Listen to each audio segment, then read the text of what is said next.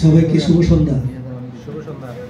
প্রথমত ভালো লাগছে যে সবাই গানের মানুষ, একসাথে সবার সাথে দেখা হবে, আমার খুবই ভালো লাগছে। কারণ প্রথমত আমি ফেসবুক ইউজ করি না, এই জন্য অনেকের সাথে যোগাযোগ থাকছে না, আর ইদানিং অনুষ্ঠান কমে যাচ্ছে, একসাথে হওয়ার সুযোগ হয় না।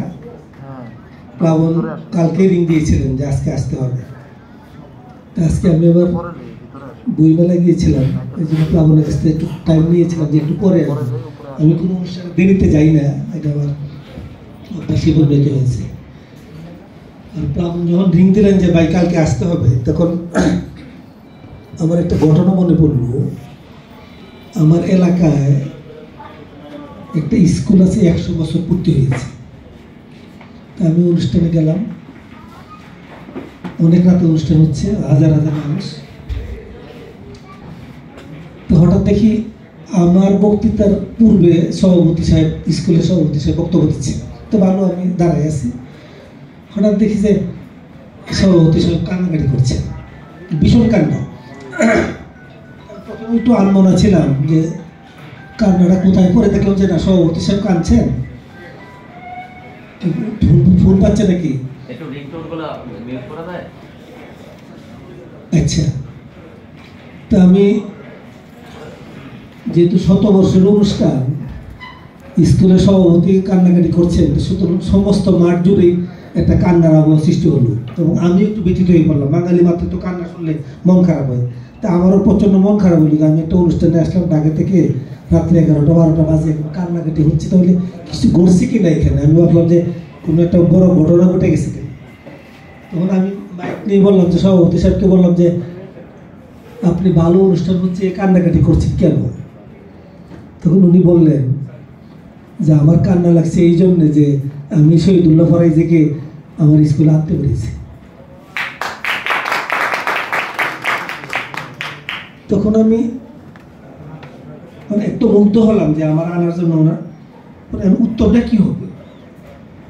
তখন সাথে সাথে মনে হলো, আমি বললাম যে এই আমি শহীদুল্লাহ ফরাইজি, গান লেখি, গীতিকার, কিন্তু আমি মিশর গিয়েছি। কি জন্য গিয়েছি? পিরামিড দেখতে। তো পিরামিড দেখতে গেলাম, গিয়ে দেখলাম যে 2500-3000 বছরের পাথর। তো পিরামিড মানে তো পাথর, তো পাথর ছুঁইলাম, যে 3000 বছরের পাথর দেখলাম।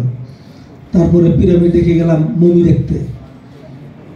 মমি দেখতে গেলাম, গিয়ে দেখলাম যে যারা 3000 বছর আগে মারা গিয়েছে তাদের লাশ, মানে শুয়ে তো কাঠ হয়ে যায়, আর শরীরটা এত কালো হয় যে ভয়ঙ্কর রকম কালো হয়ে যায়, খুবই ক্ষুদ্র চেহারা, লম্বা হয়ে।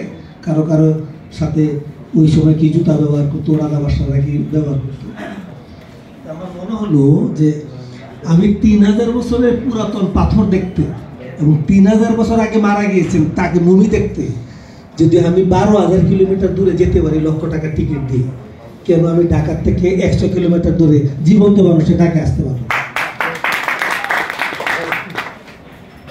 তো আজ আপনাকে বলতেছিলেন যে আমাদের সাহস নাই, কে বলতেছিল নারাজক, যে না আমি যদি মনে করি যে আমি গেলে একজন মানুষ খুশি হবে, আমি সেখানে আসবো। প্লাবন বলেছে তো অবশ্যই আসবো, প্লাবন আমার ঘনিষ্ঠ। কিন্তু আমি যদি মনে করি যে একজন জীবন্ত মানুষ আমার উপস্থিতিতে খুশি হবে, আমি সেখানে যাই। আমার যেটা ভালো লাগছে যে গানের মানুষের সকলের বক্তব্য শুনলাম, সবাই তাগিদ দিচ্ছেন যে এই সংগঠনটা ভালো হোক। এই যে তাগিদটা আমার খুবই ভালো লেগেছে। একটা জিনিস তাগিদ থাকলেই ভালো হবে। আপনাদের যে তাগিদ দেখলাম, এটা আমার মনে হয় যে এখানে কোনো সাজেশনের দরকার নেই, কারণ এখানে সবাই অভিজ্ঞ, সবাই আমরা গানের সাথে জড়িত। গানের মানুষ হচ্ছে সংবেদনশীল মানুষ, গানের মানুষ হচ্ছে সমাজের অন্য মানুষের একটু আলাদা মানুষ, গানের মানুষ হচ্ছে চিন্তা ভাবনার ক্ষেত্রে একটু ভিন্ন মাত্রার মানুষ, গানের মানুষ হচ্ছে সমাজের দর্পণের মানুষ, গানের মানুষ হচ্ছে বিবেকের প্রতিচ্ছবি মানুষ। গানের মানুষ কোনো সাজেশন দিতে হচ্ছে না, তারাই মনে করছে যে আমাদের সংগঠনটা শক্তিশালী করা দরকার। প্রথমত আমরা শক্তিশালী কেন করব? আমার গানের মানুষের পরিবারের পাশে আমরা দাঁড়াবো। আমরা এইটাও করব যে আমি একটা ভালো গান গাওয়ার জন্য আমি যদি প্লাবনের হেল্প নিতে পারি, আমি যদি শহীদুল্লাহ ফরাইজির একটা গান নিতে পারি, আমি যদি আমার এই শিল্পীটাকে একটা ভালো গীতিকারে গান এনে দিতে পারি, আমার এই কমিটির সদস্যকে একজনকে যদি একটা ভালো চ্যানেলে গান গাওয়াই দিতে পারি, এই চেষ্টাটা করার জন্য কমিটি সমিতি করবে। আমার গানটা আরো ভালো হোক, আমার শিল্পীরা উচ্চমাত্রা যাক, আমার শিল্পীরা জনপ্রিয় হোক। আমার গীতিকারটা আরো উচ্চ মাত্রা গান লিখুক, তারে একদিন আপনারা সমিতির উদ্যোগে গীতিকারদের গান লেখার একটা সেমিনার করেন, সারাদিন মিলে আলোচনা হবে, আমরা আসবো, 5 জন গীতিকার আসবে, গান লেখার কলা কৌশল সে জানলো, এখন সে দুর্বল আছে, 2 দিন পরে সেই শক্তিশালী হবে। আপনারা একদিন একটা সেমিনার করেন, তাল লয় নিয়ে একটা সেমিনার করেন, যারা এখন গান গাচ্ছেন তাল লয় দুর্বল আছে সে আর একটু শিখবে। একজন সুরকারকে নিয়ে একদিন সারাদিন সেমিনার করেন, একটা আয়োজন করেন, 12 বিখ্যাত সুরকাররা এসে কথা বলবে যে সুর করার জন্য কি মাথায় রাখতে হয়, কোন লাইনের সাথে কি সুরটা করবো, কোন সুরটাকে প্রাধান্য দেবো, কোন রাগ রাগিনীকে প্রাধান্য দেবো।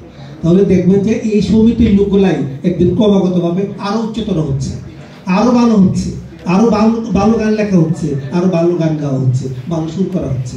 কারণ আমরা সমিতি করতেছি শুধু বিপন্ন মানুষের পাশে দাঁড়ানোর জন্য না, নিজেদেরকে বিকশিত করার জন্য। মানুষই একমাত্র প্রাণী যে প্রতি মুহূর্ত তাকে মানুষ হতে হয়। আর পৃথিবীর সকল প্রাণী কাক জন্ম নিয়েছে কাক হিসাবে মৃত্যুবরণ করে। আর মানুষকে প্রতি মুহূর্তে মানুষ হতে হয়, নাহলে অমানুষ হিসাবে মৃত্যুবরণ করে। তাহলে আমরা মানুষ হিসাবে জন্ম নিয়েছি, আমরা প্রতি মুহূর্তে মানুষ হওয়ার সংগ্রাম করতে হবে। এই যে মানুষ হওয়া এবং ভালো হওয়া, এই 2টা সংগ্রাম আমাদের করতে হবে। আমরা শুধু নিশ্চয়ই আমার থাকার জন্য জায়গা লাগবে, যদি